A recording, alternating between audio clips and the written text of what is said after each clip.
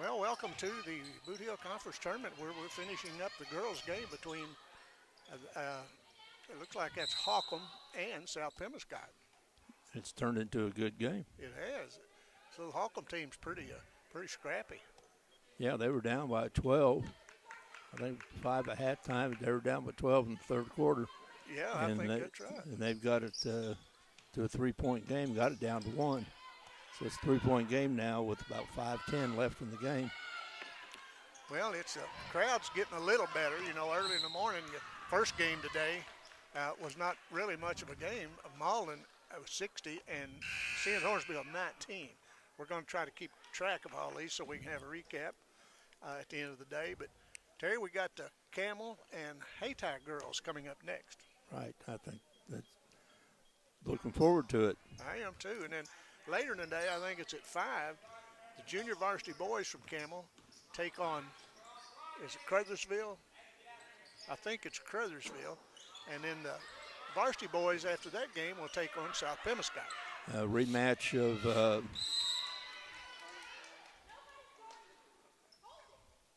but it's a that's a rematch of a game from last week. Yeah, that's right. We were down there and had a little problem, but South Pem's a nice team. Well, they are, especially when Robert Farmer gets going, because he had 33 against Campbell last week, and then the last time we were down there when South Pem and Risco played, he had 35, so he likes it when we're there.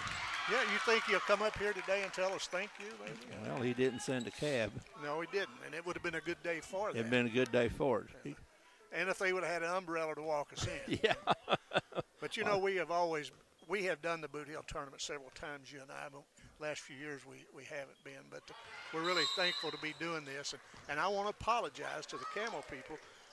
I made a mistake that I thought, and don't ask me why, don't ask me why I thought the girls played in Portageville. But apparently, when I looked at that little card on my phone, it said Portageville. I thought that's where it's at. I didn't realize that was Portageville was the number 1 seed and had a bye.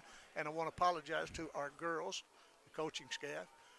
But we really look forward to it, and we'll follow the girls as far as they go, as just like we will the boys, JV and varsity boys. Well, the girls come in at 5 and 11. They're going to be playing Haytie, who has a pretty good team. They're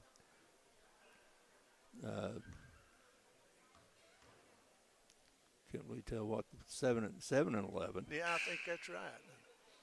You know, sometimes Haytie can really, really be good, and sometimes they get a little crossways, but they got the players.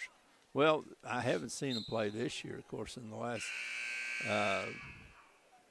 couple of years, or about 4 years, they had, I believe her name was Robinson. I just remember when she was a freshman in the Bootheel Conference tournament game, she scored 40.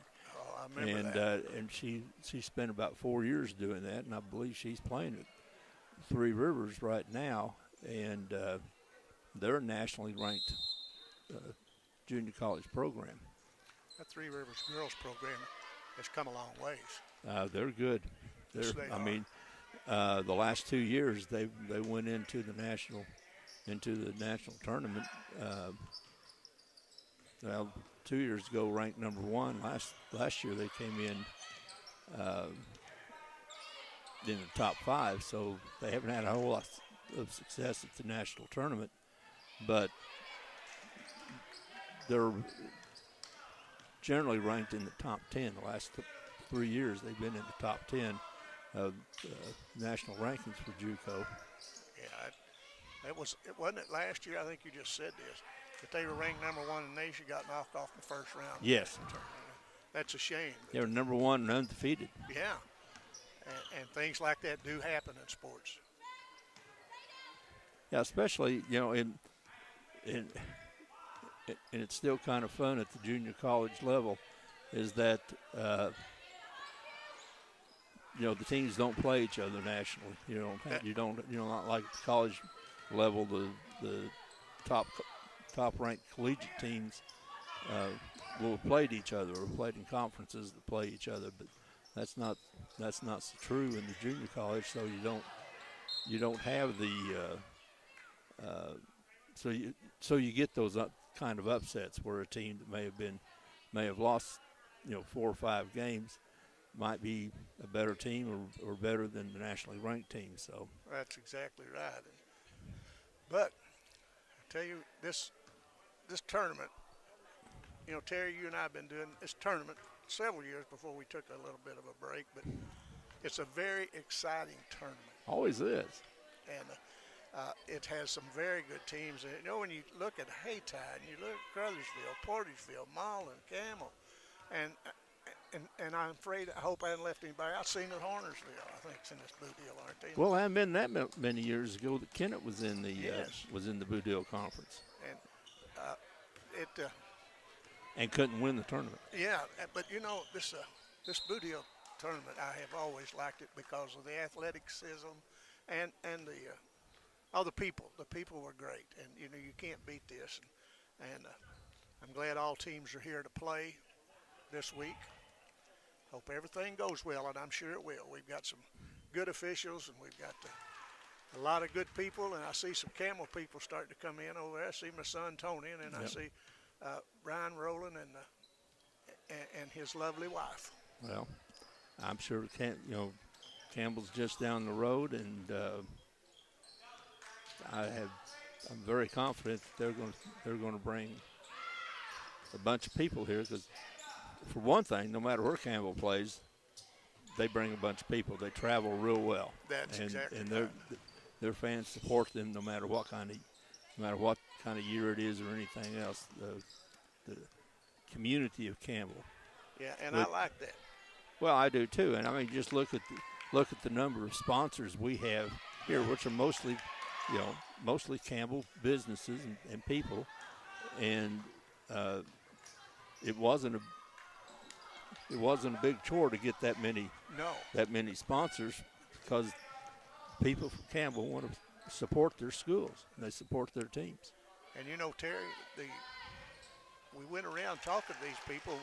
I don't remember having anybody at Campbell turn us down. And then later we had some people call and asked to be on there. The last being Delta Blue Catfish place out here at Malden. And we appreciate them very much. We've got a real good list of sponsors, and we'll try to go over them a couple of times today. As many games we got, we should have time. And we definitely appreciate you. You bet you.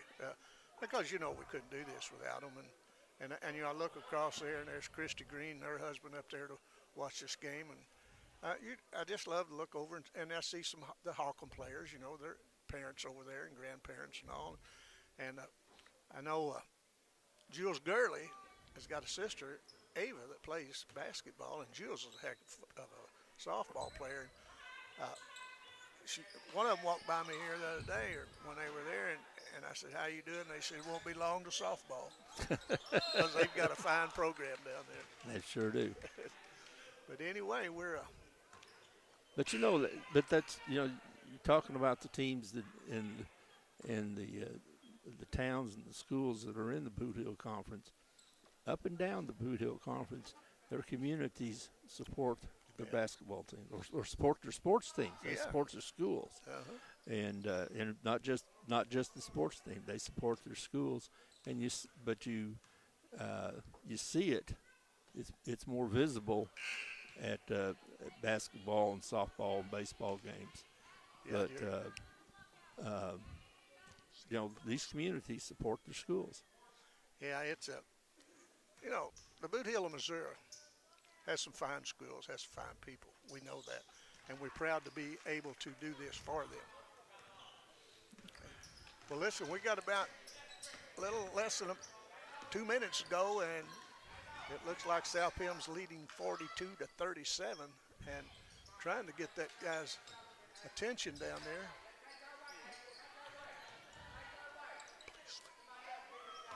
Terry, what do you think? I know we don't like to pick dark horses, but there's several in this tournament, aren't there? Well, there are. Now on the boys' side, we both talked, and we talked last week on the boys' side. I think the two teams we named were Campbell and South Penn. That's exactly. And I'll be darned, first round.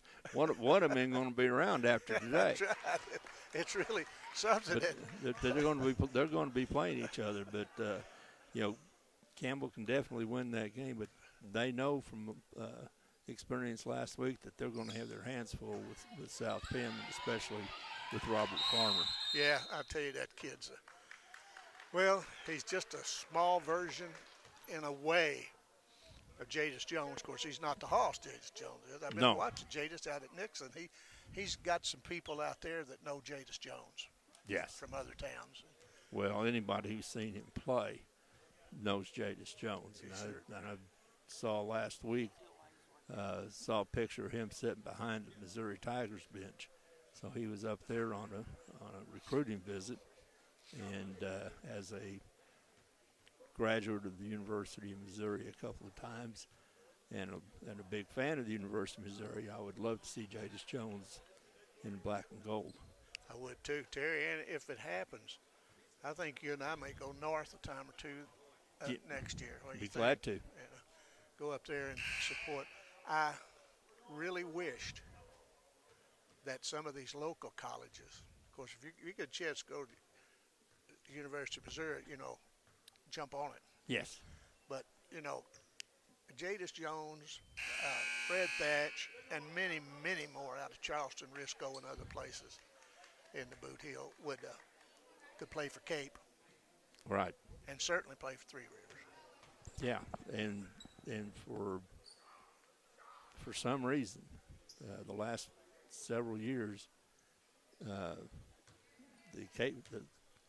program at SEMO at Cape doesn't show much interest at all in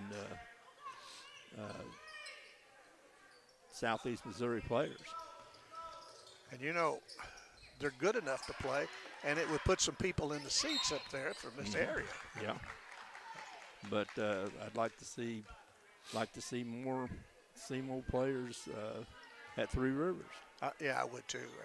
You remember back in the day? Sure. When you and I were up there, the biggest part of them were local players. Well, I think you were a year ahead of me, but the first year that Gene Best was the head coach at Three Rivers, just think who you had Leonard Bishop from Lilburn, I believe,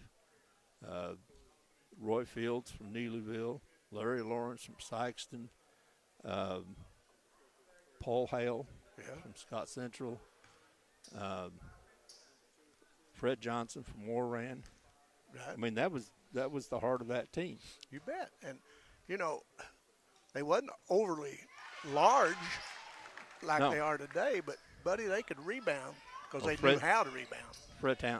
Roy Fields could rebound with anybody. Yes, he would. And he went on and played at Southwest Baptist, and he and Fred Towns were from Sykeston were the Twin Towers, and they were both big, very good rebounders. Yes, I agree. But Roy Fields could rebound with anybody. And I heard Gene Best say one time, I didn't hear it, I heard it second, third hand, that there was a lot of players on that team that were really good students. And he said, but Roy Fields could learn to play quicker than anybody. Really, I hadn't heard that, but I knew that Fields was a smart player and was a really good player. Yeah, and we played against Roy in high school. Yeah. Because he was at Neelyville, and it wasn't fun. Let me tell you, it wasn't fun. Hell, I saw him play at the Bloomfield tournament. Neelyville was in the Bloomfield tournament back in the late 60s. And I saw him play then, and he was a player. Yes, he was. He was a real good player. So, but make sure we're still on. And anyway, we've just about got this game completed. Now, it looks like South Penn's going to hang on. They're at 44-40 with 36 seconds left. And, Holcomb has really played very hard. Holcomb's giving them everything they want, that's for sure. Yeah, you sure are. And they gave they gave Poplar Bluff a pretty good run for their money last week, up there. And I watched some of that game, and they've got a few players on this team. I forget that young lady's name out there that scored 1,000 points already this year. Not this year, Yeah. I mean, but she's a good player. That number 20, I can't remember her name. Good softball player also. Oh yeah, yeah. Well, listen, Terry, we better take a short break and get ready for the next game. And you got anything else to go over? No, not right now. It's going to be a full day of basketball. Then we'll be back here Monday, and we'll see where we'll go after this. And we'll certainly want to be here for the championship game, but we will be here some other games too. We'll be here. And it's kind of hard when you got a good hospitality room and basketball. You and I will be there. I know it, but and I know we'll do this more than once, but we really appreciate the opportunity to broadcast this tournament and to bring this tournament to you. Yes, you're exactly right. Appreciate the staff at Malden High School and Bootheel Confrence for the opportunity to bring these games to you. Yeah, Tim Harmon does a wonderful job. He does. But anyway, we'll take a short break, and we'll be back in just a bit.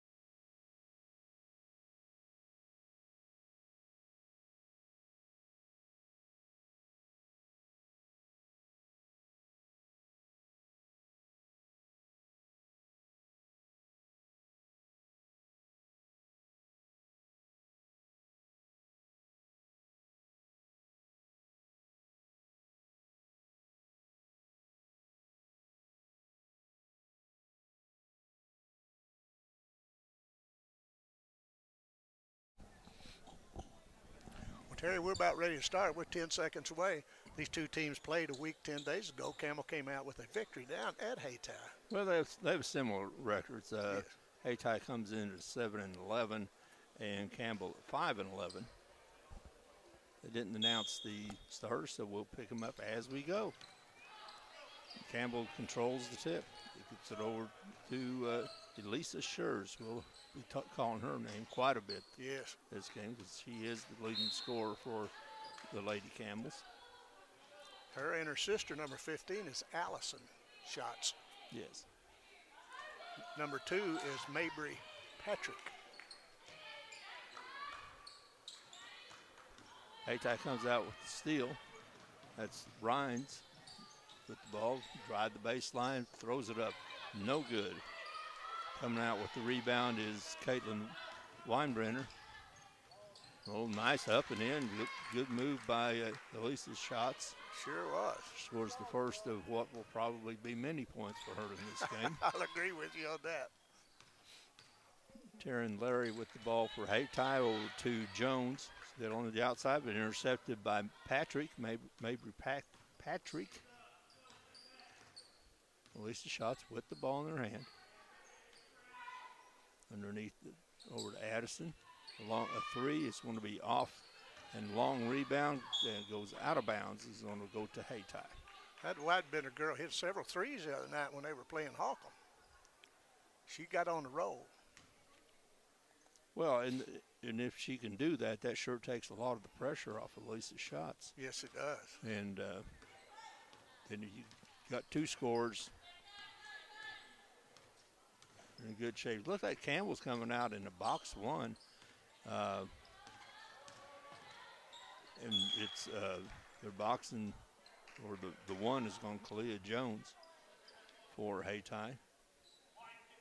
And she's being guarded by Caitlin Weinbrenner, or Wiedenbender.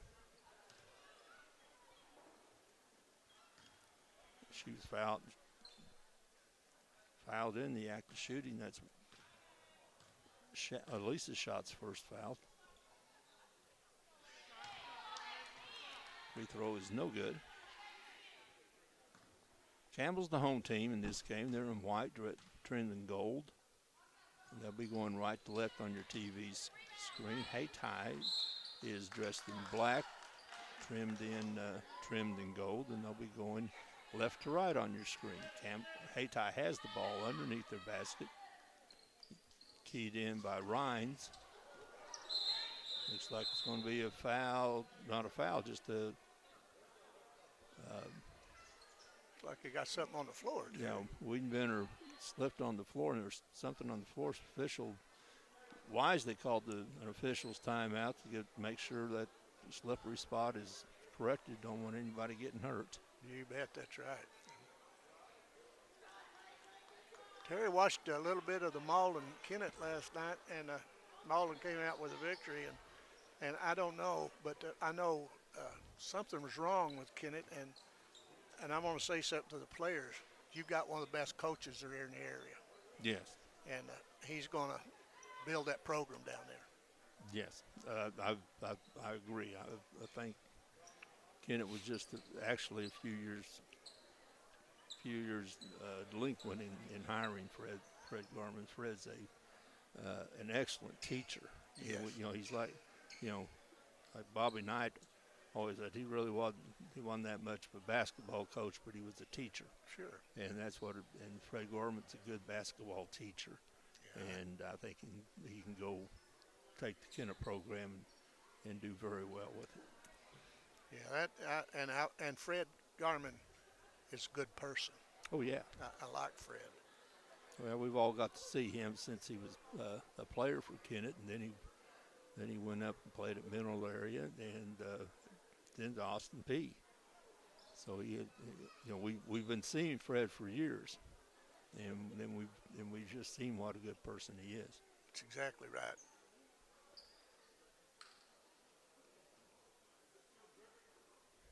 I don't know if they have a leak in the ceiling.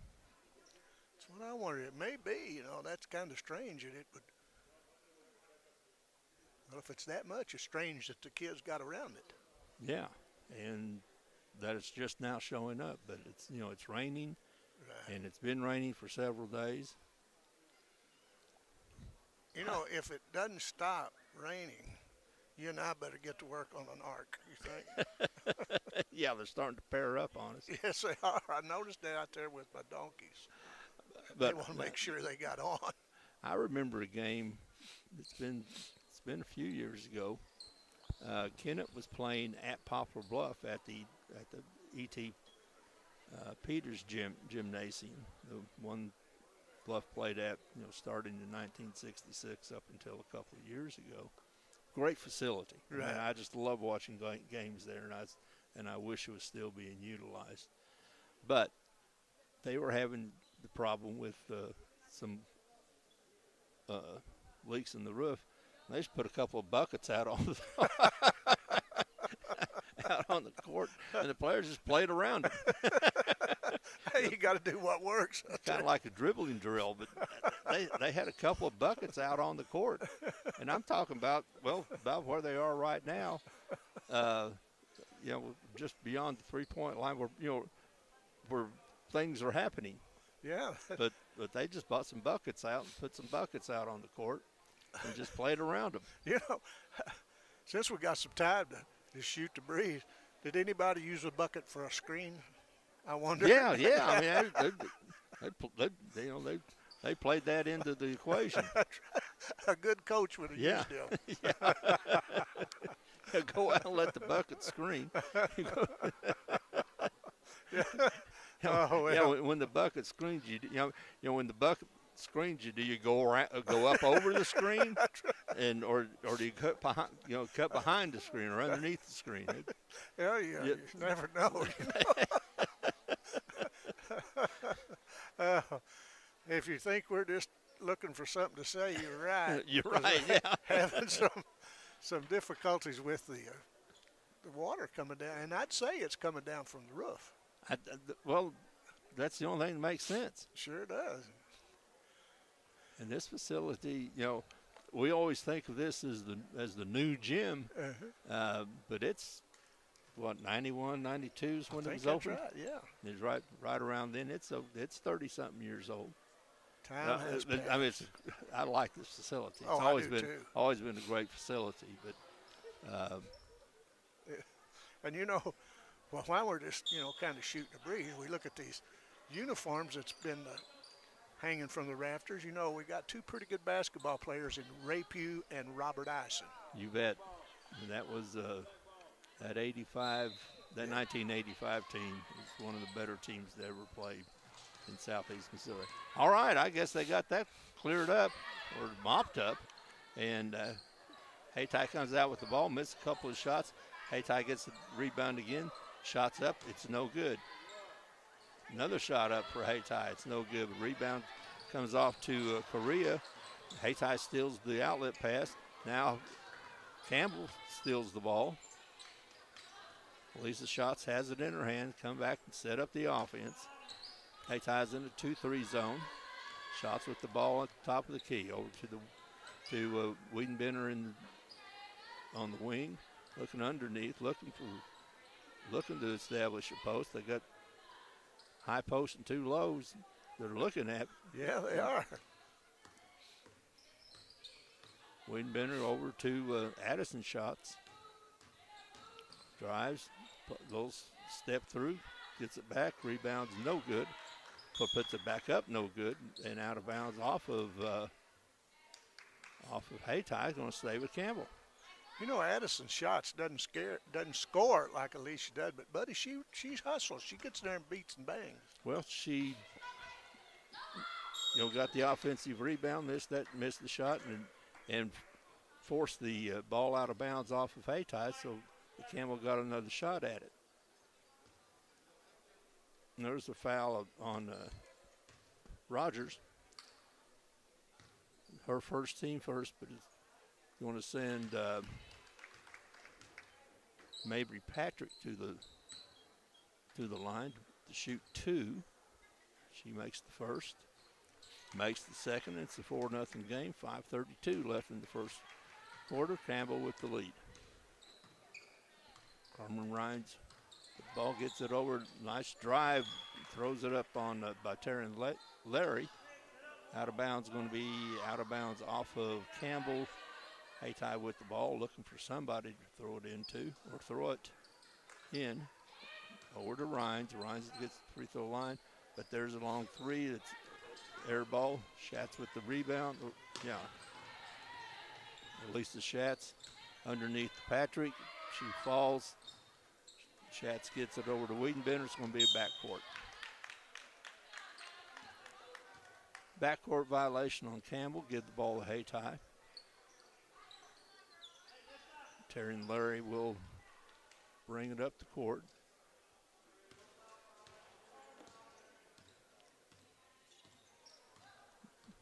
Campbell now in a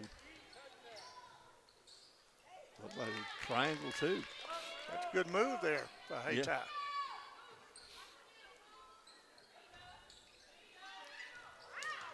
Oh, she fell in that wet spot. Yep, and twisted her ankle. Yeah, it does not look good. Shots underneath to Wiedenbender, and she scores two. We got a player down on the Hayti. Slipped on the wet spot, or slipped in the area where the wet spot was, and I'm guessing it's the wet spot is. And she's hurting. Yes, she is. Official timeout.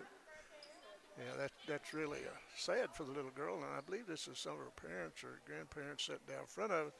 And like any grandparent will, they're concerned, and I would be too. I would be too, and I think that's going to be I think if it's going to rain all day, that's going to be a concern for at least the rest of this day of the tournament. Sure is, and certainly, we love basketball. We don't want to see anyone get hurt.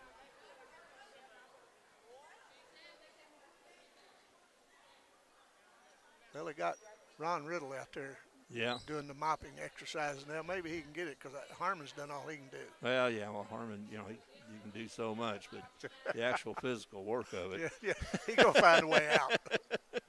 And, this is going to maybe help the defense of each team that's playing on this end on offense. You just got to guard them going to the right. Yeah. Well, we're 4 minutes and 36 seconds away, and Campbell has a 6-2 lead. Perry Jones from KTMO just showed up. He came up earlier, like us, and got set up, and Perry Jones, good fella. Yeah, does an excellent job. He sure does. I always said if I'm on a pattern myself after someone, it would be Perry Jones. Yeah. Broadcasting. He paints a good picture. Yes, he does. And he doesn't do much refereeing. He doesn't do much coaching. No. And because that just burns me. Yeah. We try our best not to show favoritism, but sometimes you can't help it. But I don't want to be out there running up down that floor, and I don't want to be coaching these teams. Well, the thing I say about coaches and criticizing coaches, especially who they're playing and how they're putting how they're utilizing their players. Right. They know what their players can do. Sure. They're the ones that have been living with their players since the 1st of November.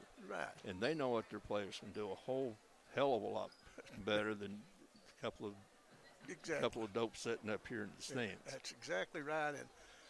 And like you say, they're with their players 6 days a week a lot of times. Yeah. And definitely 5 every week. And they know which way they can go. They know how high they can rebound. They know how they can score 45 points.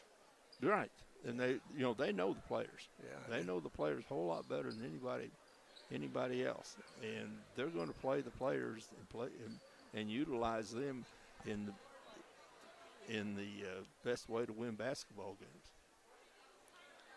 And they're still working, Terry. They're still working. Now, Ron Riddle's giving up the foot sweeping duties. Now they're coming off. Let's see what what they're going to do. You know, they're about to work old Ron Riddle to death down there. You notice the rest of them, and I'm not going to say like I heard a guy talk about the highway department one time, Yeah. but he said you don't have one guy shoveling, 5 watching. Or leaning on the shovel. A guy I used to know at Camel's, a good friend of mine, Jim Hardesty, he said one time, because Jim was a practical joker, he went in Ray Davis's station in some of those highway department, and I love those guys. They do a wonderful job, and they get the highways cleaned off, and this is just a joke. So I hope none of you's mad at me. I hope you continue to get the snow off the road where I go. But he said, he went in there and he said, guys, heard on the news this morning that they were going to close a bunch of these highway districts. He said, why? And he said, they found out how to make them shovels stand up on their own. Oh, it made them. And again, any of you highway guys, I love you. All right, we're back playing. And Hayti has the ball. They're down 6-2. There's a shot up by Rhines. It's no good, but a rebound to the other Rhines. No, that's by Jones. The rebound to Rhines. Let me get everybody straight. Number 0 is Rhines. Number 1 is Jones. Well, we had a break. You got to retrain us. Yeah. Between breaks. Yeah. Are we having fun yet, Terry? We are having fun. We are having fun. Yeah, after the long break, you got to recalibrate. That's right. Long three by Wiedenbrenner, no good. Rebound comes off of Campbell and goes to Hayti. 6-2 is the score in favor of the Camels. 3:44 left in the first quarter. Hayti with the ball being brought up the court by, I believe it's Larry. Over in the corner to Rhines. Rhines drives the baseline, puts it up, no good. Good block out, good rebound by Durham. Durham with the ball, gets it over to Elisa Shots. She breaks the timeline in the corner, tries to get out to front to Wiedenbrenner to Shots. This Durham girl's a pretty good hustler herself. She is. Ball's being passed around the perimeter. Hayti in a 2-3 zone. In the corner to Patrick for 3. It's no good, but here comes Rhines with the rebound. She breaks the timeline, gets past Wiedenbrenner. Shots cuts her off, drive into the lane. It's no good. The ball's going to be off of Campbell. Stay with Hayti. Hayti will inbound underneath their basket. Be thrown in, looks like Larry to Rhines. Picked up, Rhines gets it blocked by Patrick. Elisa Shots takes it all the way, puts it up. It's no good, but there's the rebound and put up and in by Abby Correa. Her first 2, an 8-2 lead for the Camels. 2:25 left in the first quarter. 3 put up from the free throw line by Hayti. It's no good. It's going to be a jump ball. Alternate possession stays with Hayti. Addison Shots in to replace Durham. Hayti will take it out underneath their basket. Be keyed in by Larry. In the corner, but Jones, she gets her shot blocked by Wiedenbrenner. Alicia Shots pulls it up. Had one to beat, pulls it up. They're trying to get it underneath, and it's going to be knocked out of bounds off of Camel and over to Hayti. I found out something this week, and I found out from a really reliable person, Rick Bunning. Yes. And I found out why Sam had 35 points and a bunch of rebounds down at Zenith the other night. Maybe it's because he's pretty good. Yeah, that and his girlfriend's from down there. Oh, okay. There it is. So he's Okay. sitting over there by him now. Hope some of it rubs up 35 or so Yeah. today. But I want to share that with you, because Rick Bunning, he's got a lot of knowledge. Long 3 by Shots. Count it. That's Alicia Shots. That's the first 3-pointer she's attempted. She's only attempted a couple of different shots, but she has 5 points and an 11-2 lead. Shot up by Hayti. It's no good. Rebound underneath the Rhines. Larry with the shot from the free throw line. It's no good. It's going to be a foul. No, timeout. Timeout by Camel. 1:38 left in the first quarter with the Camels 11. Hayti Indians 2. We'll be right back.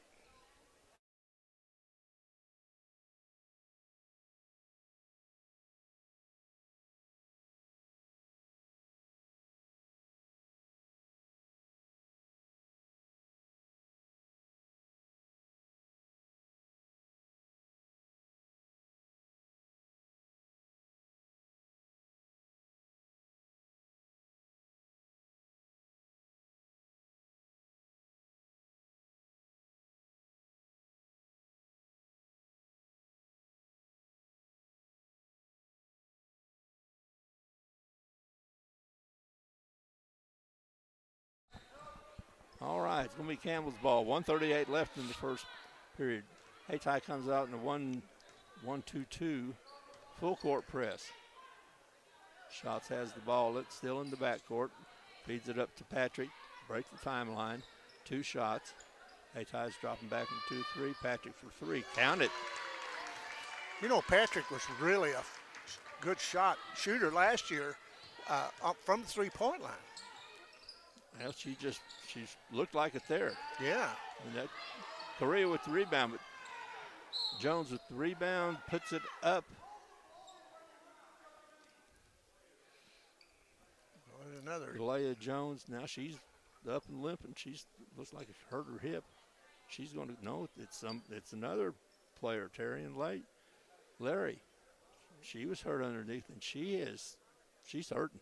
Yes, she is. Doggone. Coach going out to take a look at her, and we certainly hope she's fine. She can't walk. I mean, didn't see how it happened because Kalia Jones had just gotten a rebound and got fouled on the putback, but and she came out, limping, favoring her hip. She's still favoring her hip, but here comes Terry and Larry. She's under her own power right now, but she couldn't walk right there for a minute. So I hope that things are okay with her. I do too. Living down in that same area, I wonder if she's any kin to A.J. Larry. Played football. Ava plays basketball too for Portersville. Yeah, I remember him well. Pretty good player, pretty good person. That was one of the first things I thought of. She was related to him because I remember him well from especially playing basketball. Yeah, he takes up some space in there and does a wonderful job. And Kalia Jones just missed her free throw. She's 0 for 3 from the line.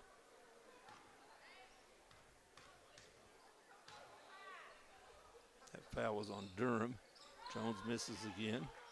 Rebound to Durham. That was Correa with the rebound. Shots with the ball. She skips it over to Patrick.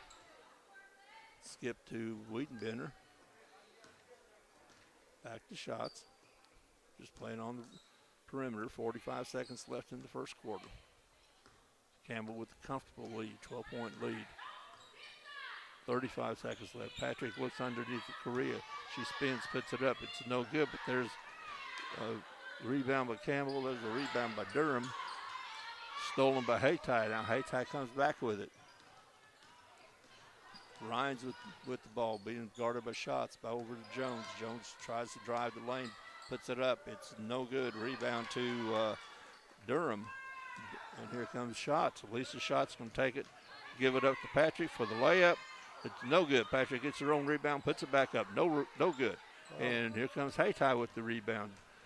Kalia Jones with the ball, and that's the end of the first quarter with the Camels having a good first quarter, 14-2 to Hayti.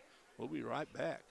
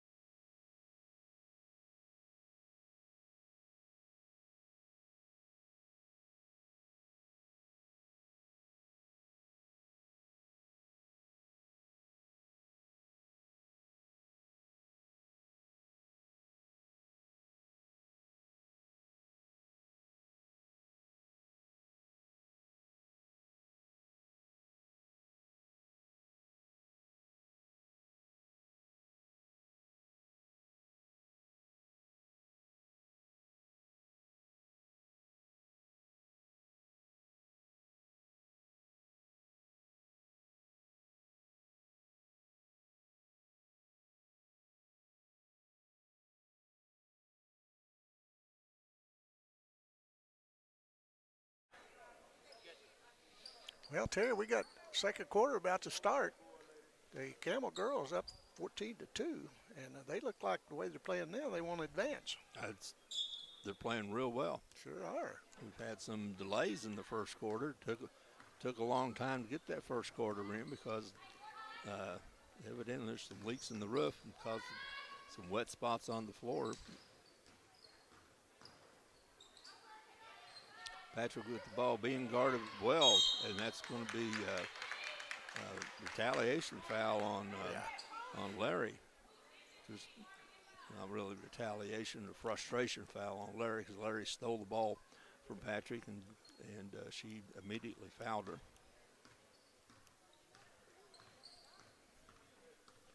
You know, if it comes to bench strength, it looks like Hayti got the advantage. They got about 6 girls on the bench. Camel has 2. Yeah. But they're doing very well with them 7 players. Nice ball movement and a three-pointer by Terry and Larry. That was a 2, it was a long 2.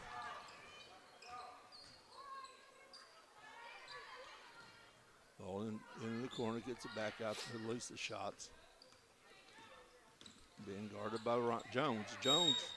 She dribbled right into the defense, and Terry and Larry with a good defensive play to tie it up. The alternate possession goes to Hayti. So Hayti's getting a little bit of momentum. Larry brings the ball, dribbles the ball down. For a three-pointer from Larry. No good. Rebound to Ryan, and going to be another jump ball. Alternate possession. This time it comes to Campbell. Hayti going back to the full court pressure. There's only man-to-man pressure this time. Shots, dribbles on the, gets fouled.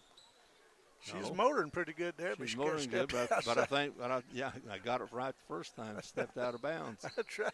Yeah, she moved over too far on the lane. So Hayti's getting some momentum back. Yes, they are. Shot up by Ryan's is no good. Shots with the ball being guarded by Jones in the backcourt. Shots breaks the timeline. Shots keeps the dribble over to her sister, Elisa. Elisa drives. Nice move, gets around the defender Vanessa Rhines. And that's going to put Addison's shots, not Elisa. Addison's shots will go to the line and shoot 2. That foul was on Kanisha Rhines, her first. Team first.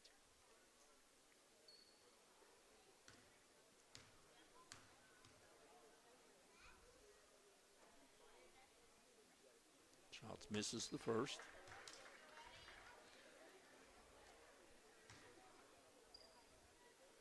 Again, as Tommy alluded to, Campbell does have a short bench. They'll play their 5 most of the time. And Addison's shots rolls in the free throw, 15-4, 6:17 left in the first half. Larry drives, puts it up, no good. Rebound comes off to Shots, and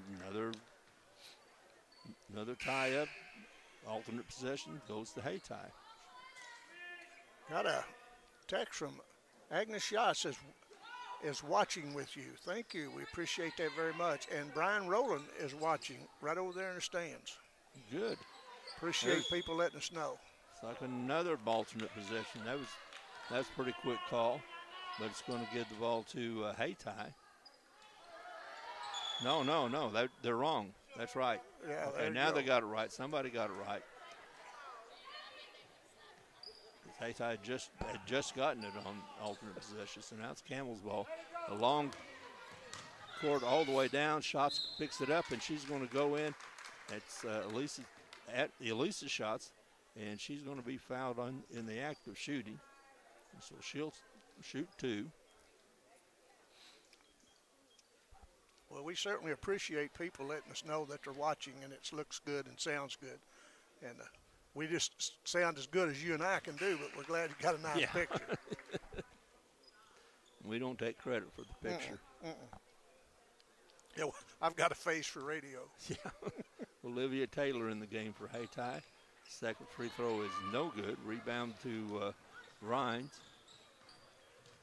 Larry dribbles, gets over to the corner, being picked up by Patrick. She tries to dribble to the baseline. It's going to be out of bounds, and they call it off of Campbell. Hayti will retain the ball. Kenesha Rhines will inbound it underneath the basket. She gets it in. It's going to be a walk. Yeah. Good play, trying to get it into Taylor, but she got the ball and took a hop. So again, Hayti's in the full court pressure. They're down by 12. Jones guarding shots. Over to Wiedenbender to the free throw line underneath. Patrick drives across the lane, kicks it back out to Elisa Schatz. Schatz drives, kicks it to Patrick. She pulls up the free throw line, back out the shot. Schatz drives the baseline. Ball's intercepted. Tried to feed her underneath. Ball intercepted by Rhines. She takes it all the way, puts it up, and it's no good. Ball tipped out. Elisa Schatz with the ball, and is going to draw the foul against Kalia Jones. That's going to be at least the third foul. Kalia Jones with her first. Third foul for Hayti here in the corner. 5:09 left in the first half.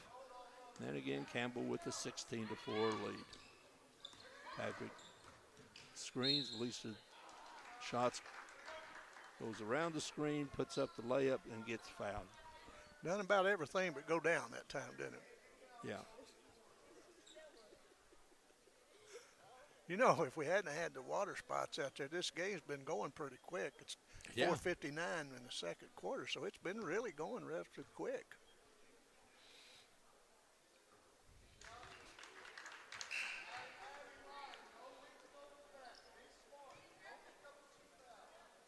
Misses the first. Made the first. Misses the second. Hayti with the ball. Rhines kicks it out to Larry. Larry, free throw line, puts it up. Good block by Patrick. Little scrum for the ball. Going to be another alternate possession. Go to Hayti. We've had a few this time tie they got it balls right. Especially this quarter, the last 3 or 4 minutes. Again, we want to thank Agnes Schatz for tuning in and Brian Rowland. Larry for three from the wing, no good. Elisa Schatz gets it, scram for the ball. Patrick has it, crossover to the free throw line. Patrick puts it up, puts it in. She used her height well and put into 19-4 the Campbell lead.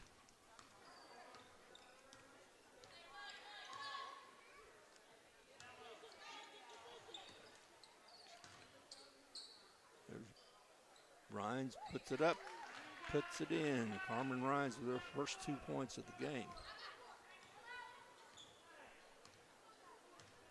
19-6, 4 minutes left in the first half.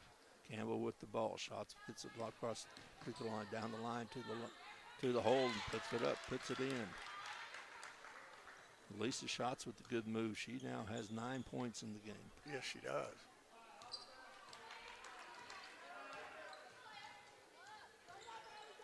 Underneath, the ball's no good. Rebound to Durham, and out of bounds off of Hayti. With pressure being put on by Ryan, she knocks it out of bounds, keeps it with Campbell. 3:37 left in the first quarter, or in the first half. Campbell with the ball. Elisa Schatz walks it up the court, gets it past the timeline. She's being guarded out front by Allen.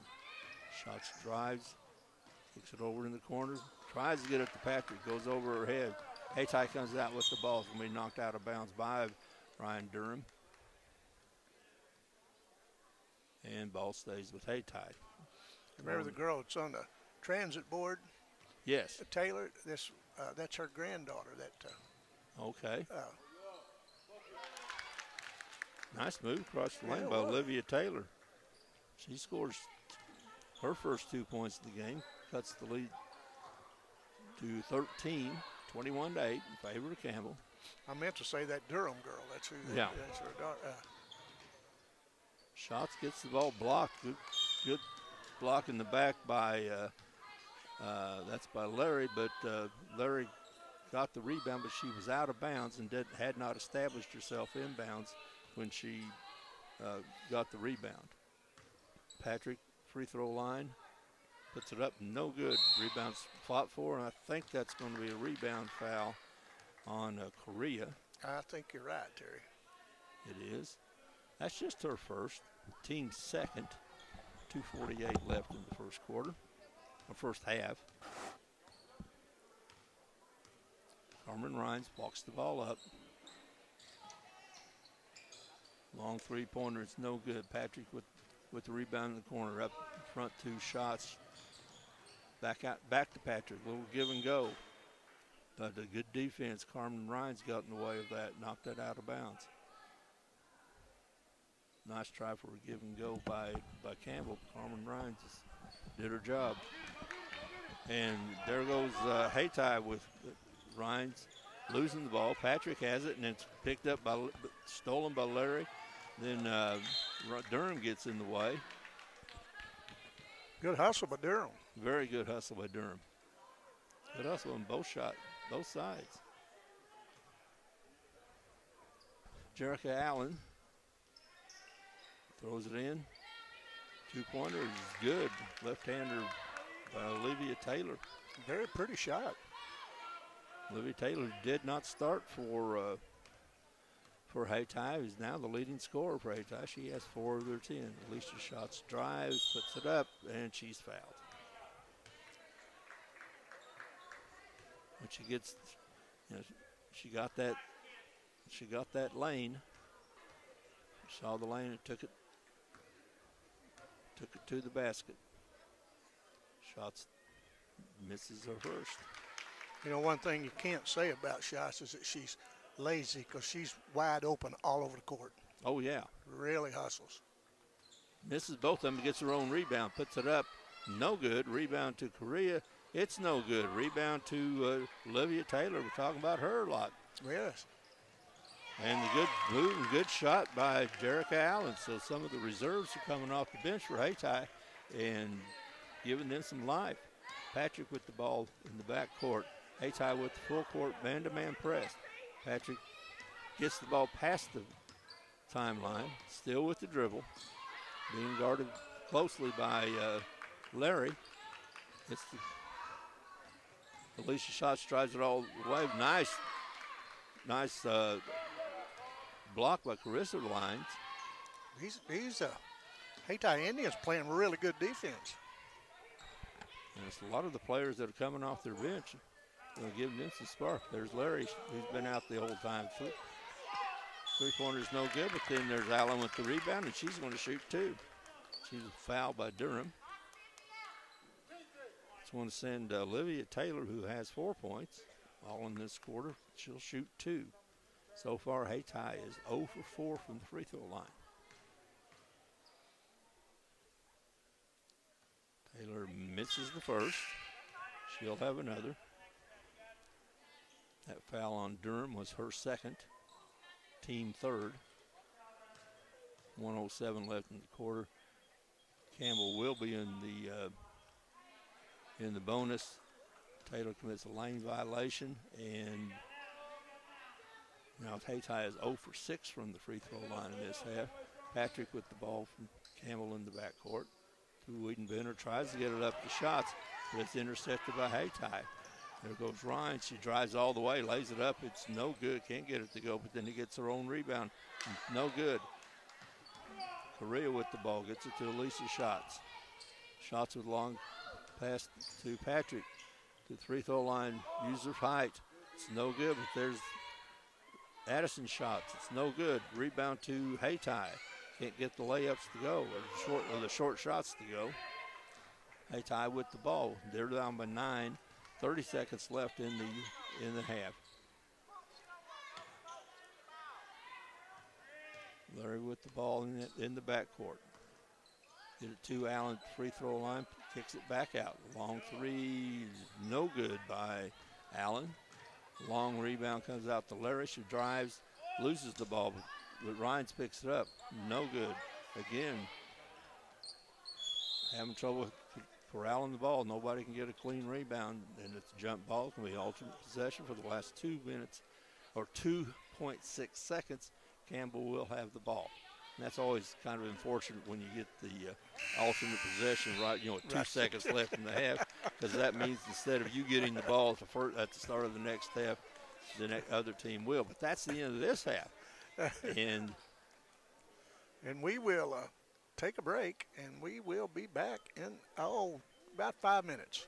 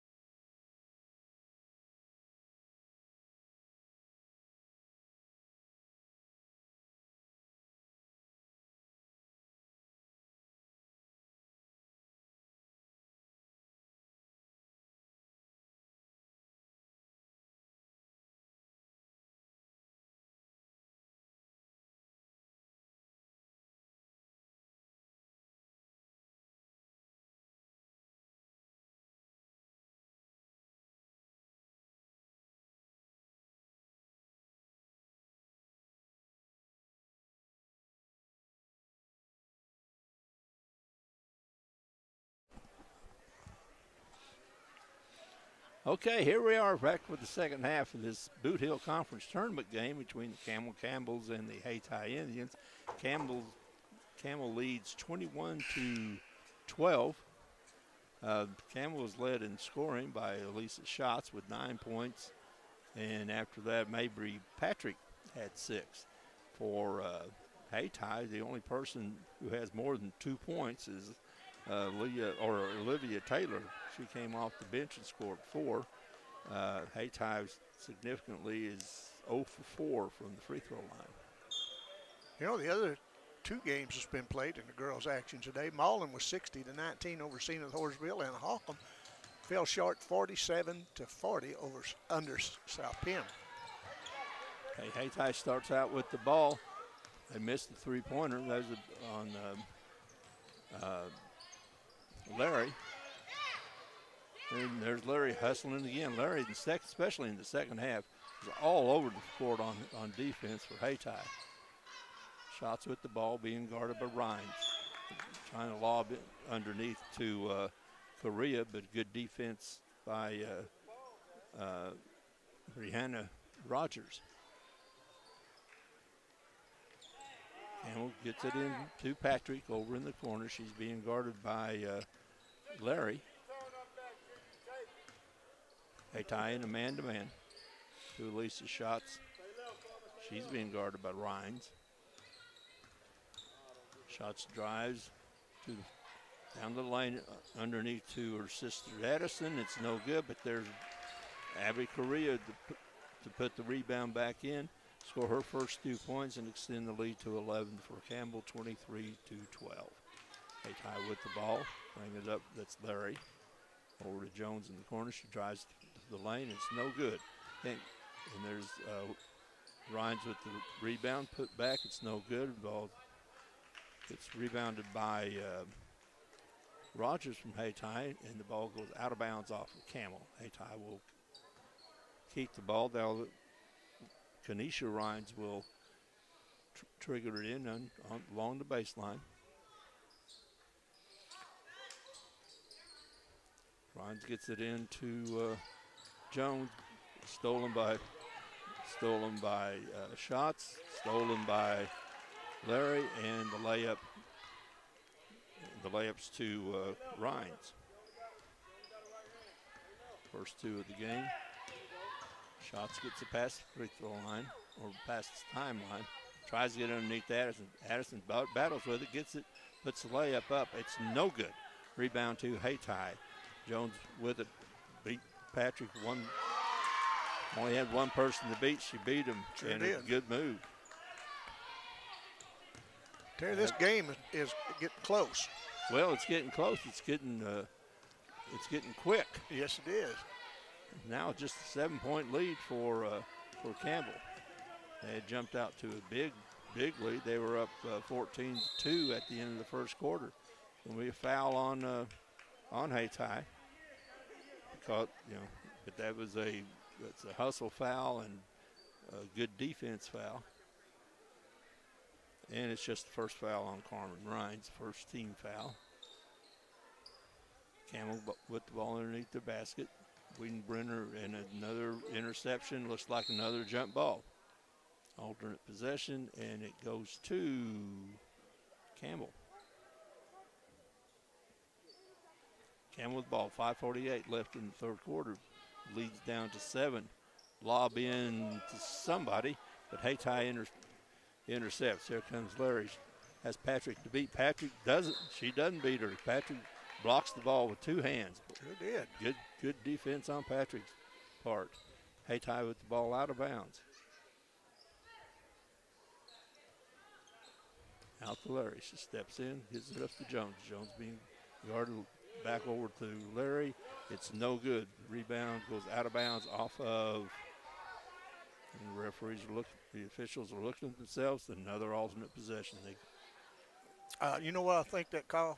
I think neither one of them saw it. I don't think either one of them saw And they were blocked out by some players. Well, yeah, they were blocked out. The official that was right there on top of it was blocked out by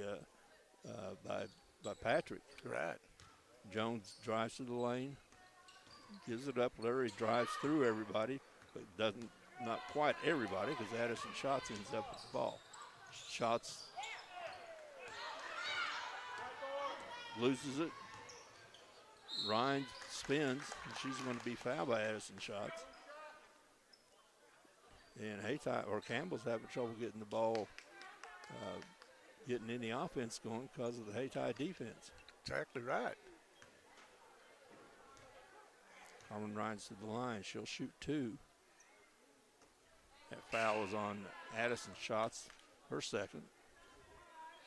Just team first foul. Rhines misses the free throw. Hayti is now 0 for 7, 0 for 8 from the free throw line. Again, it's going to be a foul in the back court. But Hayti is contesting everything. There was a rebound by Wiedenbender, and she ends up getting fouled. But again, Hayti is contesting everything all over the court, and it's causing some problems. Terry, after this game, we'll switch over to the boys bracket where number 3 seed Portageville will take on number 6 seed Zenith Hornersville at 2 o'clock. That's going to be a good game. Could be a good game. Schatz with the ball to Patrick. Back out to Schatz. Schatz being guarded by Rhines. You want to do it? We're thinking about it, and if we can if we can get this battery charged and all after this game, we may just do the Portageville Zenith Hornersville game. If we're going to be here, we might as well do a ball game. Right. We're talking about it anyway. That's right. And if something happens we can't, we won't, but we'll certainly try. Jones with the walk. Caught the ball, wanted to get back to shoot a 3-point line and just hop back there, and that's a traveling violation. Ball back to Camel. Again, Camel having trouble with their offense, and then there's another interception by Rogers from Hayti. She's going to be fouled 90 feet from the basket. I think that's by Correa.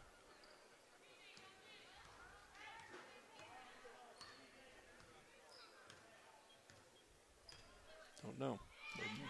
Yeah, it was by Correa. They now posted. Jones for a 3 from the corner. It's no good. Rebound to Larry. Larry gets blocked by Correa and Patrick. Gets it out to Schatz. Shots it out ahead of everybody. Lays it up, lays it in. And that's what Elisa Schatz can do. That she can get out in front of everybody. She's quicker. Yes, she is. Allen for 3. That's Olivia Taylor. Puts the shot up. It's no good. 9-point lead to Campbell. 4:03 left in the third quarter. Correa gives it up to Schatz. Schatz being guarded somewhat by Rhines. Drives the lane. Stops. Tries it in underneath, and it's going to be another alternate possession. Terry, it would have been interesting if we would have kept the held balls on this. There's several been in this game. There's been, more than one. Yeah. I mean, there's been so many that I'm now getting really used to saying alternate possession instead of jump ball. Yeah, that's right. That's how many we used to say jump ball. We used to say jump ball, but now we're seeing so many. I think from the first of this game until now, I would have said jump ball, but now I'm saying alternate possession because there's been so many. It takes a while to retrain. It does. Us. Abby Correa to the line to shoot 2. She makes the first. Campbell is now 5 for 9 from the free throw line, as opposed to Hayti's 0 for 8. Correa is short on the second. Rebound comes out to Rhines. Rhines being guarded in the backcourt by Durham. Rhines drives, puts it up. She runs in her own player. Puts it up again on the rebound. Ball goes out. Rebound to Larry. She puts it up. Going to be blocked by Correa. Hayti's going after that ball. They're going after that ball, but the Campbell interior defense has been very good. They've blocked several shots. Look, Campbell wants to try to get something going in the last 3:16. They call a timeout. 30-second timeout. You know, I've got some people I want to give a shout out to, and I don't know if they're watching now. I'll give it to you now in case you are, but we will definitely give it to you later on in the boys' game, which I know that your grandsons will be playing. And that's Glida Herren, Herren. She is the grandmother of the Mayberry boys that play for Campbell. Okay. And Randy and Shirley Fry, they're out of town today, and they're going to be watching. And, that's Ben Rowland's grandparents. Okay. And we'll get you again just in case we missed you. Well, Terry, what do you think? I tell you that this game is up to 10. Yeah. And, a couple more possessions. And Hayti, if they could, and I wasn't the best free throw shooter either, they've missed every free throw they've shot. Yeah, they've shot 8, and they've missed them all. They're still defending well. Yes. Campbell's not exactly tearing it up on offense. No. There's no foul called. Shots with the ball, and she loses it. She gets it back.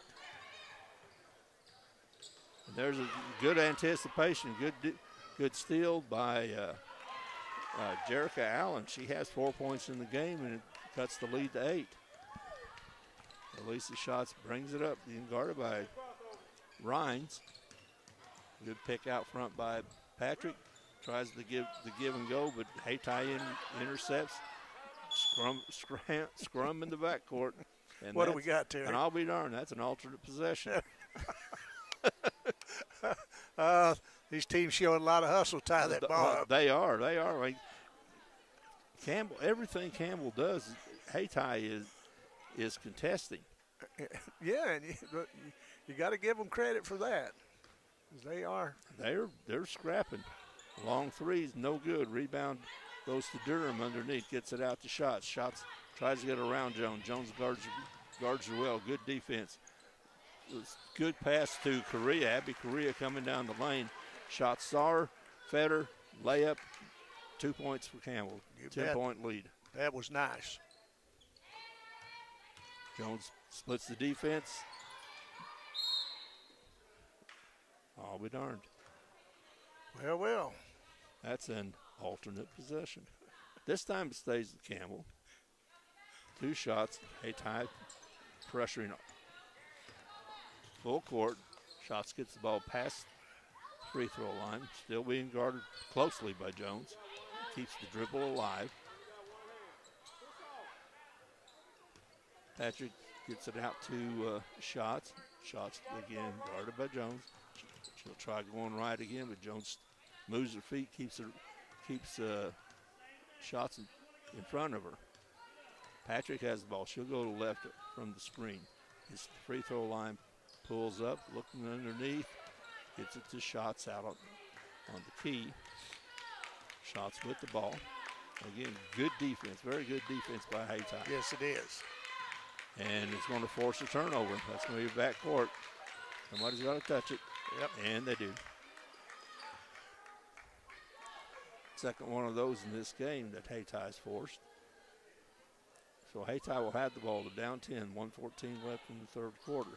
Hayti keying it in from underneath their basket. Jerica Allen throws it out front. Larry over to Allen in the corner. She looks for the three. Still gets it back out to Larry. Jones to Rhines. Splits the defense, drives into Correa. It's no good. Correa held her ground. Good defense by Abby Correa. There's going to be another steal by Hayti. Good anticipation by Larry. Jones in the corner. She shoots for three. It goes up and rebound to Correa. Good rebound. Pots for the ball. Hayti knocks it loose, ends up with it.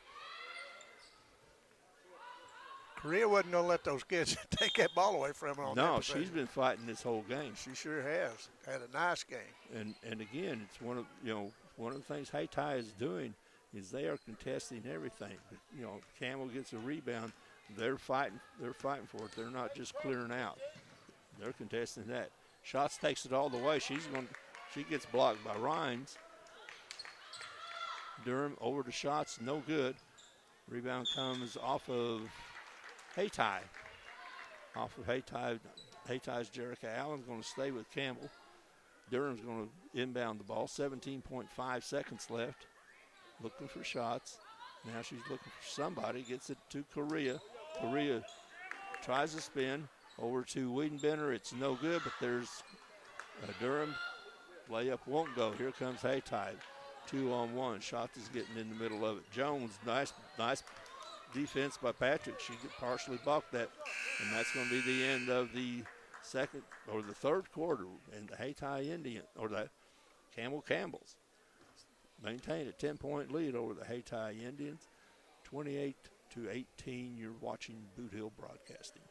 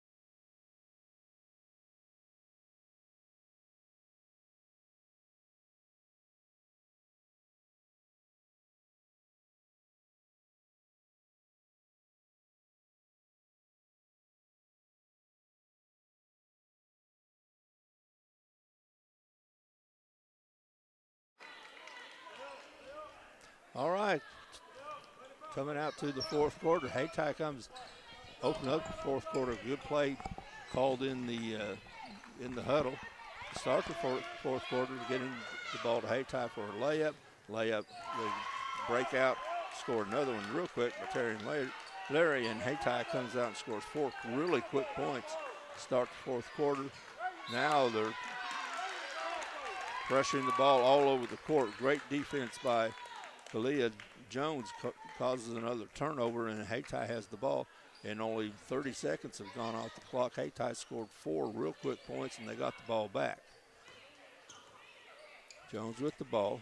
Campbell and Larry stops, pops. It's no good, but then there's Haytie with the rebound. Jones over to Rhines. Rhines puts it up, no good. Rebound, good hard rebound by Correa for Campbell. Shots, splits the defense, lays it up, lays it in.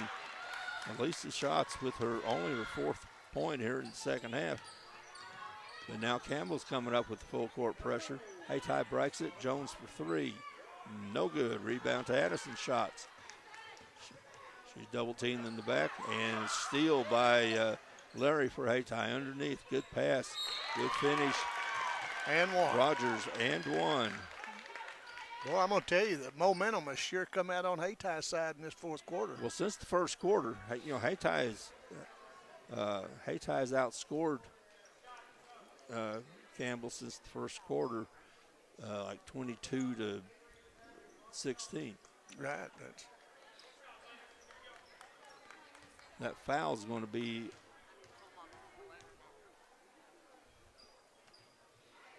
and that's the first free throw that's been made by Haytie, but that's by Rogers. Her first 3 points cuts the lead to 5, 6:38. Addison Shots, drives, gets to the baseline, pulls it back up. Looking underneath for Correa to Elisa Shots. Elisa Addison over to Correa. Nice play from Shots. The Shots to Correa. Correa's fouled on the shot.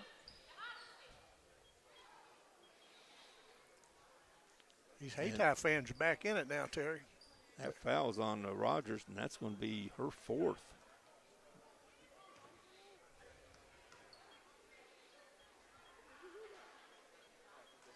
And Correa misses the free throw, misses the first. 5-point lead for Campbell. Anisha Rhines into the game to replace Rogers and her 4 fouls.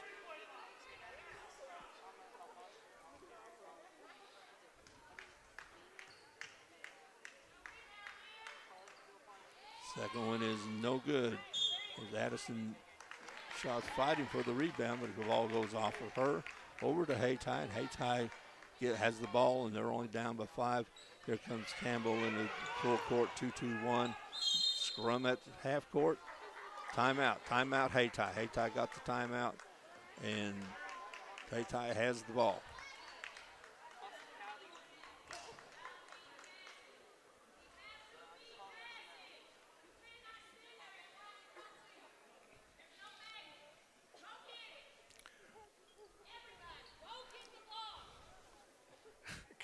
Terry, I think we've got some mothers up here to stand that's telling them daughters to go after the ball, but they've been doing a pretty good job at that.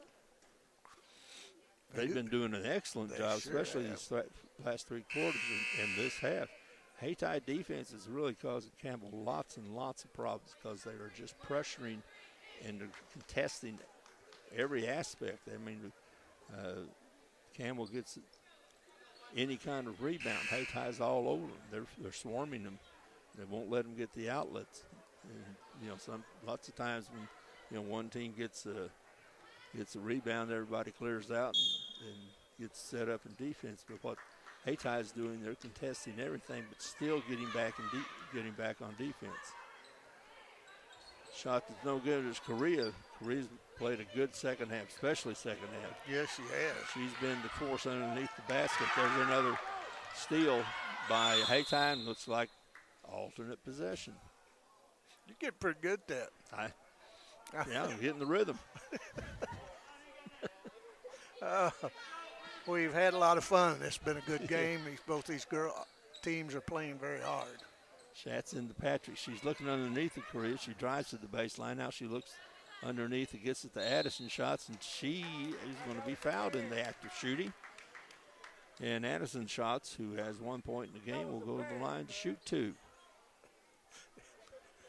Korea was blocking her defender out there, begging for the ball, and I believe if she'd have got it, she could have probably spun around and laid it up. Maybe, who knows? Addison shots, nice touch. Yes, it was. Nice soft touch. Extends the lead to 6.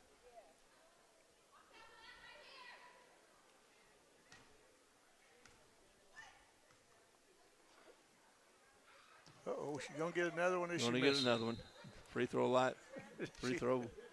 line violation on Jerica Allen. She was leaning. She was leaning, and she just couldn't keep from leaning. She had to go in. That's right. But she was going to block out the shooter. Yeah, she was. Let's see what she does this time. She does this time. She blocks out the shooter. Haytie gets the rebound on the missed free throw. Jones over to Allen. Long 3. No good. But the rebound to Larry. Jones for 3. Count it. Kalia Jones. It's a 3-point game. First 3-pointer by Haytie.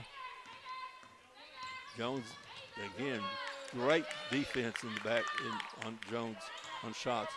Korea spins, tries to get to the basket, but here comes Haytie with the ball. Larry gets it past shots, past the free throw line. Allen stops and pops. No good. Rebound's going to come away to Addison shots. Kept alive by Korea. Shots is being guarded on the sideline by Rhines. Ball's out of bounds off of Haytie. No foul called.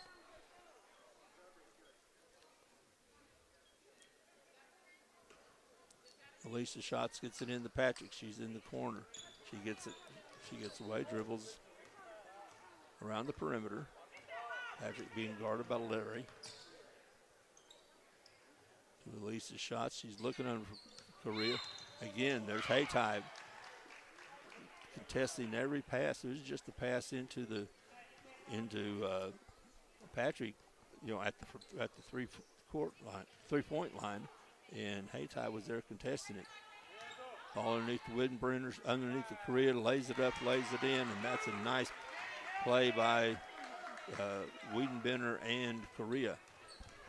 Get the lead back out to 5. Larry pulls up, out to Jerica Allen.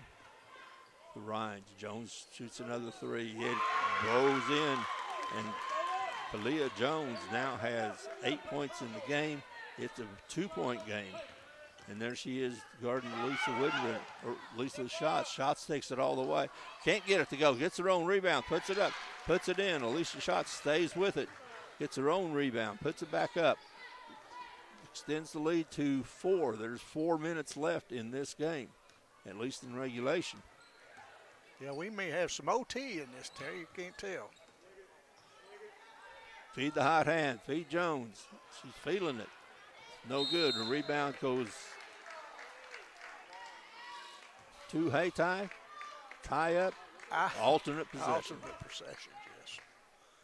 And Hayty's ball.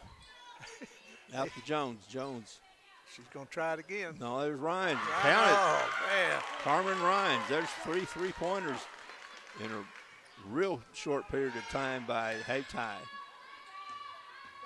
Campbell having trouble. Timeout.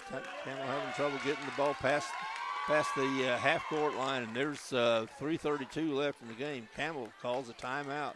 They're wanting to try to set up the offense. We want to tell everyone again that it is our plans to do the Portageville and the Zenith Hornersville game following this one. We're going to recharge your camera, and if we're just a minute late or so, but we don't plan on being this, we're going to try to get that charged up pretty quick. We'll be glad to bring it to you. I think it's going to be a good game. I do too, because we saw Zenith early in the year, and I was very impressed with him. That little guard, what was his name? Pookie Garza. Man, Pookie was on fire that night, and the big guy down underneath, and they were pretty good. Puga. Yeah. Puga underneath. Yeah, that's right. Puga underneath and Pookie shooting the threes. And we saw them in the Campbell tournament. Yes. And they looked really good the first night. And then the second night they played, both Garza and Puga got in the foul trouble. Yeah. And I believe they played Greenville that night. Of course, Greenville ended up winning the tournament. And that one player at the tournament in Campbell, which just one that I always think about, is Trey Porter. Oh, yeah. And, he's I think a very nice young man. We've seen him play baseball. We've seen him playing basketball for the last 4 years. Mm-hmm. Or, like I said, I think he's eligible for retirement. I think so.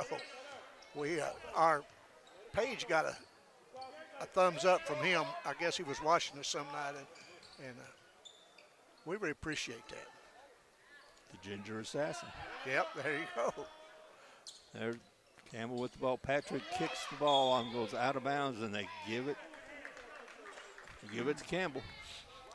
Close call. I wasn't down there to see it, but Campbell with the ball and a 1-point lead. 3:08 left. Into Patrick underneath. Nice play. Nice execution.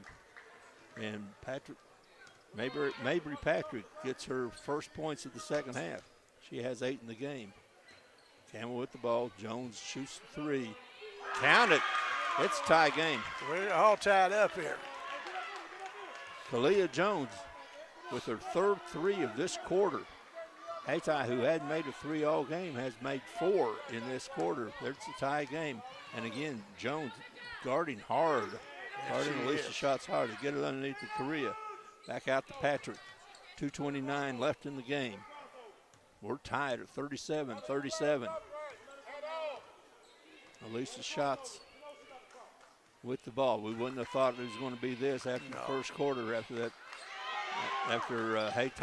Campbell was ahead by 12 after the first quarter, but Hayti with another steal. And then there's Campbell with the steal. Alicia Schatz going to take it 1-on-2, tries to get underneath, but then stolen by Larry. Larry has the ball. She's timeout Hayti. She went to the floor. The timeout was called. Hayti with the ball and timeout. 37-37. There's 2 minutes and 2 seconds left in this game, at least regulation in this game. Terry, I don't know what that coach talked to those girls about at halftime. Whatever it is, I hope he bottled it. Yeah. Because they came out in the third quarter and the fourth quarter, and they've been a different team. Very good defense. Their defense, I realize that Kalia Jones hit 3 threes in this quarter, and Rhines has hit 1, but it's their defense that has brought them back into this game. Because because they are contesting everything that Campbell does. This half especially, they've contested everything Campbell's doing, and steal after steal after steal, turnover after turnover, and alternate possessions, of course. But it's caused by the swarming defense and the good defense. I mean, the man-to-man defense by Kalia Jones, just the individual defense that she's doing on shots is excellent. That's right. And I see some Hayti fans down here doing the chop. The Indian, like the Atlanta Braves, so they're caught back up in this thing. They're going to try to pull this out, and Campbell going to try to keep them from it. Okay, 2 minutes left. 2 minutes left in the game. Larry has the ball for Hayti, and a three by Allen. Jerica Allen makes the three. That's 5 threes this quarter by Hayti. Prior to this quarter, they had no threes. Right. Shots with the ball. Campbell's behind for the first time in this game. Being guarded by Jones, but Jones is staying in front of her. She's moving her feet. That time, Shots gets around her, puts it up, and it's blocked. Comes over a block by Allen. Allen comes out with it. She walks in the backcourt. Yep. Oh, she got caught between dribbling the ball to take it up the court or passing it, and got caught in between. It was called with walking. Lob into Shots. She spins, gets it over to her sister, Elisa. Underneath, that's Patrick, puts it up, and she's going to go to the free throw line. She'll shoot two. Mayberry Patrick will shoot two. She's 2 for 2 from the line so far in this game. She has 8 points. 3-point game. Hayti is in the lead, 1:17 left. Foul was on Larry, her second. Misses the first.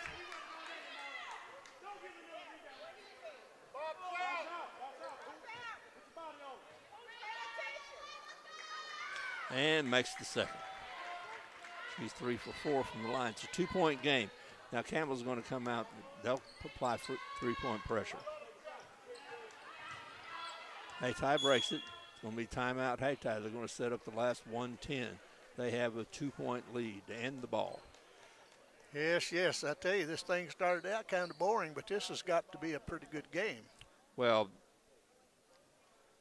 Hayti's hit 5 threes in this quarter. Yeah. They hadn't made a three the whole game. Matter of fact, maybe Patrick hit one for Campbell, and that's the only threes that have been hit in this game until Hayti just caught fire. Yes, they did. And Hayti scored 22 points in this quarter. That's pretty good. Very good. Yeah.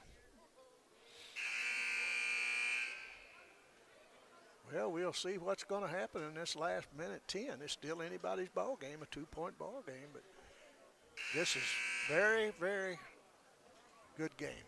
Yeah. Hayti has the ball, but Campbell's going to be pressuring them. Yeah, that's right. Of course, just the way Hayti plays, I doubt that they're going to be trying to sit on it. I do too.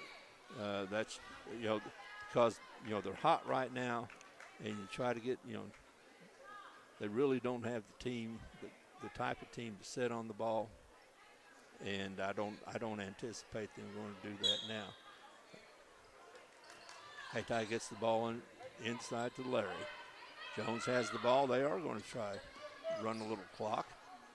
Campbell's pressuring. Larry gets it over to Jones. Jones to Allen. And it's going to be a foul out front. That foul's going to be on Shots, Elisa Shots. And we're going to send nobody to the line because Campbell has another 3 to give. I think the Hayti coach told the girls to stay away from these lines and separate, get some separation between you and your teammates. And Campbell's going to pressure them all the way. They got about 3. They do have fouls to give. And they're probably going to have to start giving. There they are, another one for Shots. That should be her third. We got 52 seconds to go, Terry, in this contest. And again, there's still another 2 fouls before Hayti's not going to attack the basket. Ball's going to be knocked out of bounds by Campbell. But again, Campbell has another 2 fouls before they send Hayti to the free throw line. And almost a steal by Addison Schatz. She was certainly after it, wasn't she? She was after it, but it did hit out of bounds. Hayti throws it in, and again, there's Addison Schatz to knock it out of bounds.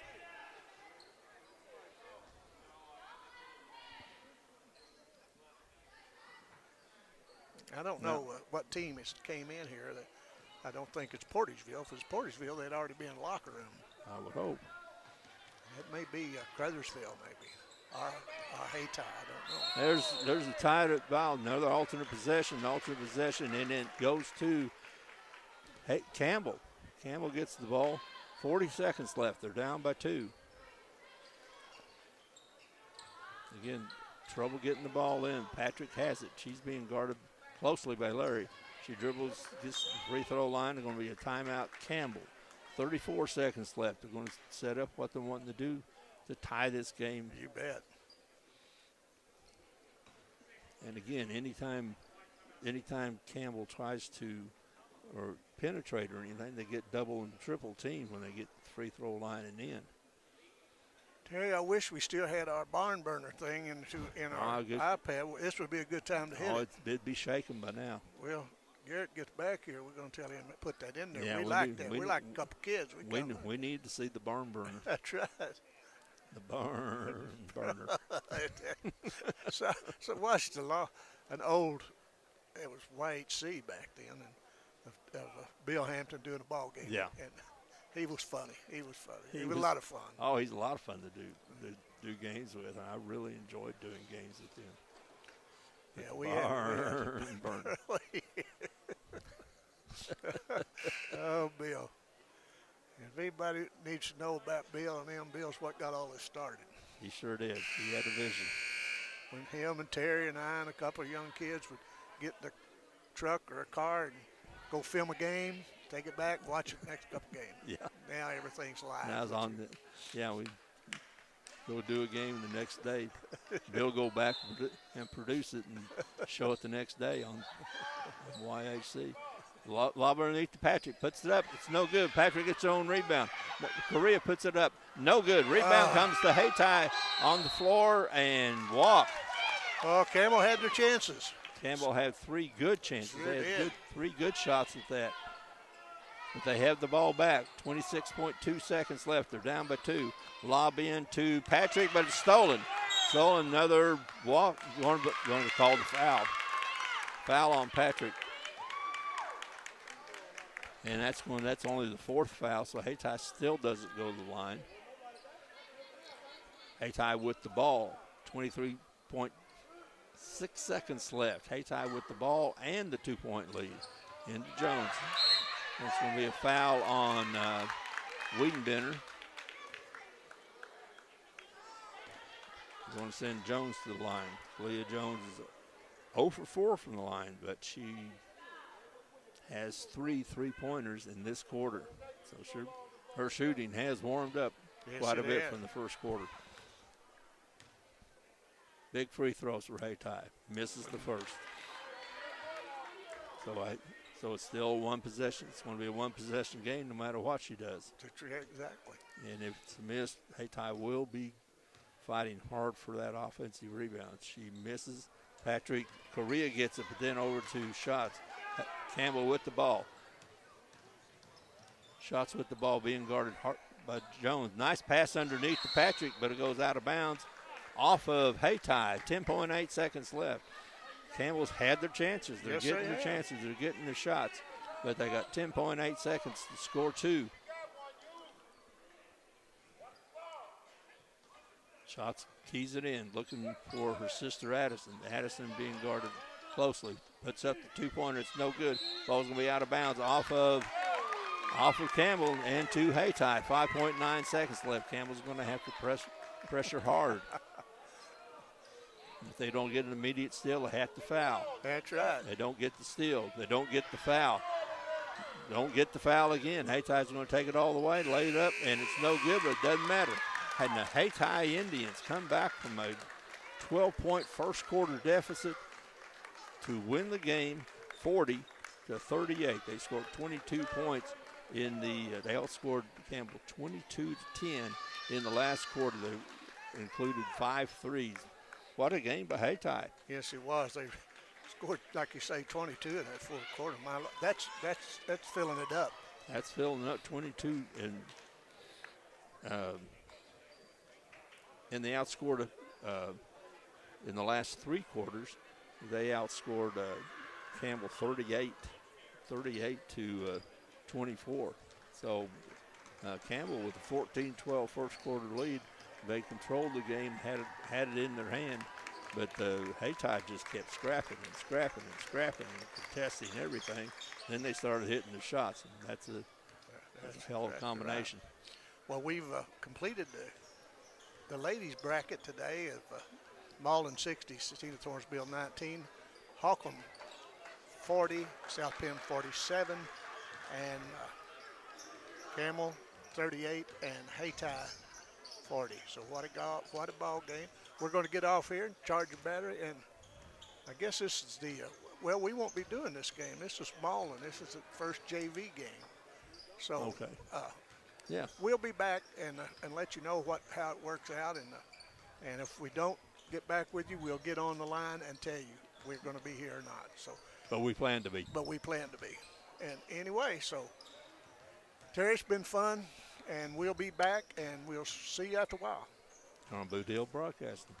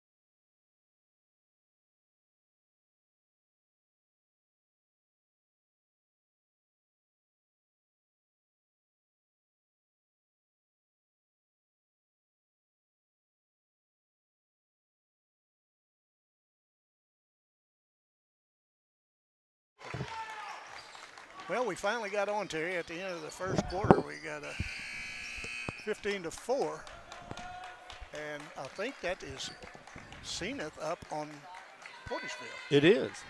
Zenith seems like a completely different team from what we saw earlier in the season.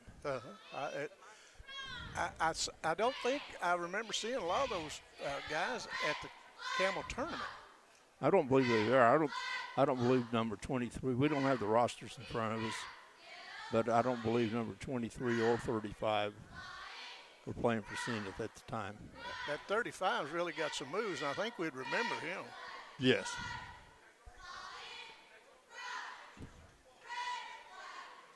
Oh, boy. Crowd stayed about the same as it always been about all night, or all day. And a lot of Crothersville people are not here, and I think they play next, don't they? Crothersville? I believe that's right. Yeah. We will not be doing that game. We've got our camera we're trying to get set up, and we're going to try to do that between these games. They were telling me we're missing a part, but all the parts that I brought with this camera was what Garrett brought to me, so I don't know.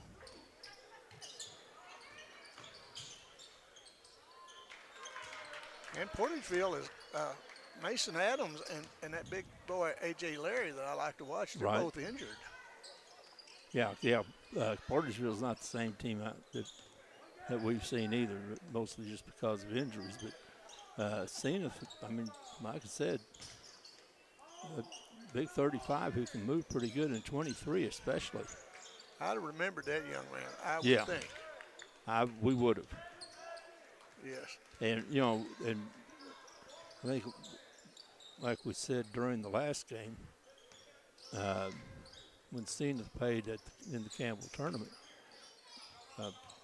Pookie Garza and Puga were their big offense, and when they didn't have those, they got into foul trouble early in the second game there. They had a lot of problems. But they are not relying on Pookie Garza and Puga near as much.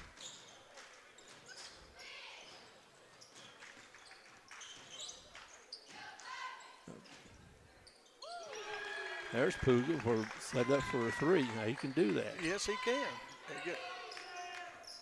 If he gets started and gets hot, he's hard to handle. Saw him down at Zenith the other night when Camel played, and Townsend kept him down pretty good.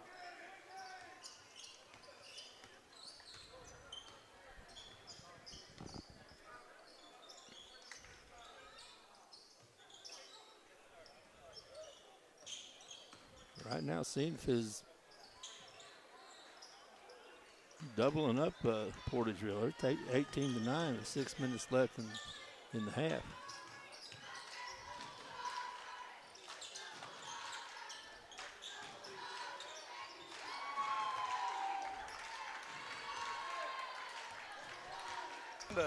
On the move a little bit, and the reason we're not calling any numbers is we weren't really planning on doing this game, but since we were here and we don't have a roster, but we know a few players on each team.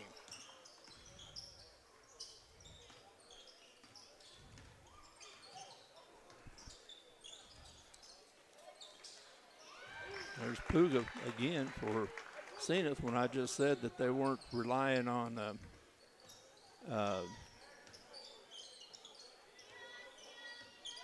Puga all that much. He comes out and he hits 5 points in a row. Oh, nice move underneath, put up and in by Portisville. Yeah, that's Dunlap. I wish I'd have brought that old scorebook that we had at the Christmas tournament, but left it at my house. Well, I have one. It's got Portisville's team on it, and there's Puga, who I said Zenith wasn't relying on. He scored the last 7 points. Sure has. Yeah, it's 9-9 here in the half, and it's an 8-point lead for Zenith. Long shot by Dunlap. It's off. And it's a wonder. I know they would like to have A.J. Larry in there to try to stop him. Well, yeah. But can't do a lot about injury. That number 23 is quite a player.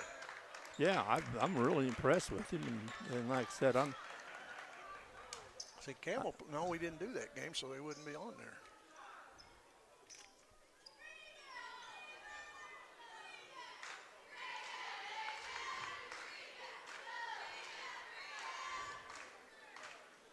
Got a good group of